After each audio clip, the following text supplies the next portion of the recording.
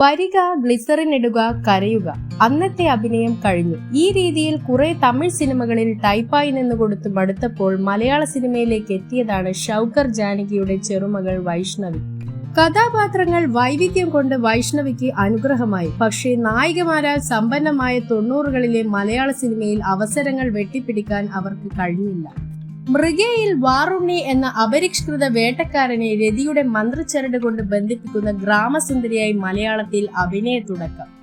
ഉർവശിക്കും സുനിതയ്ക്കും ഇടയിൽ ഗ്ലാമറിന്റെ അകമ്പടിയോടെ വേറിട്ടു നിന്ന വൈഷ്ണവി ആദ്യ ചിത്രത്തിൽ തന്നെ ശ്രദ്ധേയമായി. പറവൂർ ഭരതൻ ആയിരുന്നു മൃഗയിൽ അവരുടെ ഭർത്താവായി വേഷമിട്ടത്. വിമല എന്ന കഥാപാത്രമായി അഹത്തിലും വൈഷ്ണവി തിളങ്ങി.